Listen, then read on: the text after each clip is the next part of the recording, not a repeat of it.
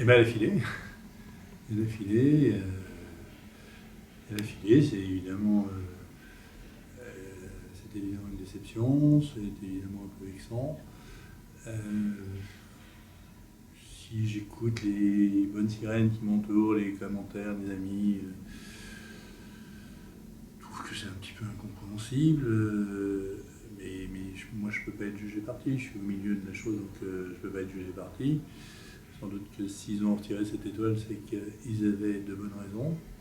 Il y a peut-être deux ou trois choses que j'aurais pas fait comme eux. C'est-à-dire que il me semble que depuis de nombreuses années, on portait haut et fort les couleurs d'Apicius, les couleurs de ces deux étoiles du Michelin dont on était fiers. Et de ce coup, je l'apprends par la presse lundi matin. Un petit peu surpris que ça se passe comme ça. Je ne surveille pas la sortie des guides, j'essaye de ne pas vivre dans cette glorieuse incertitude des étoiles ou des bonnes notes. D'abord parce que je pense que les bonnes notes, les vraies bonnes notes sont les clients qui nous les donnent. Alors ça, si je me réfère à ce que je pense, on a des bonnes notes tout le temps. Forcément, il y a des gens à qui on doit moins donner de plaisir, qui nous comparent peut-être à d'autres, comme parfois on a des gens, des spécialistes du Rivaux, qui viennent goûter le Rivaux par rapport à celui qu'ils ont goûté ailleurs, etc. Bon, moi j'essaie de ne pas me situer dans ce genre de course.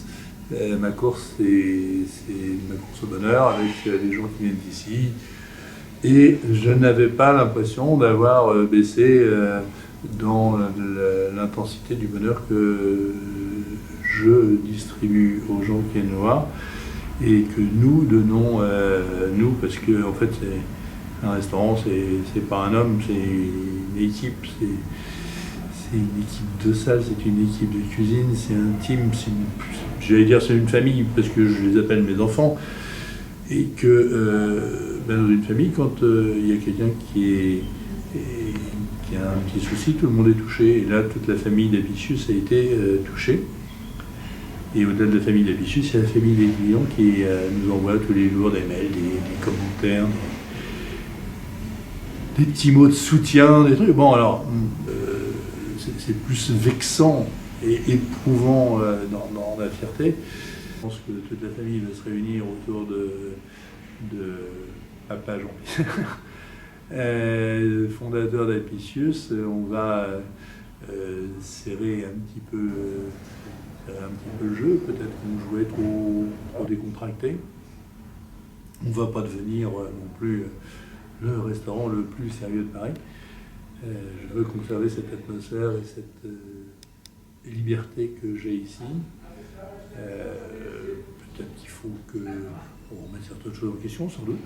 Je vais essayer d'interroger, enfin pas d'interroger d'ailleurs, je vais essayer d'obtenir un rendez-vous avec les instances suprêmes de Michelin, pour qu'ils me disent un petit peu où on a pêché, si tant est qu'on a pêché, si on peut, comment dirais-je, rectifier ces erreurs, on rectifiera les erreurs. Il y a quand même deux ou trois choses qui me paraissent un peu surprenantes. Je lisais les commentaires du fameux guide, le mot de l'inspecteur du guide Michelin sur le net, que vous pouvez tous lire. Quand il parle de la maison, alors, pas de la cuisine, pas du service, rien que de la maison, il parle d'un décor baroque et rococo.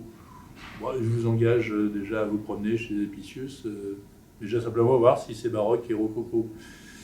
Et je vous dis à bientôt. Du blog avec des nouvelles recettes, avec des choses amusantes et avec un jour comme aujourd'hui où le soleil brille et où on a toujours autant de bonheur à faire ce métier.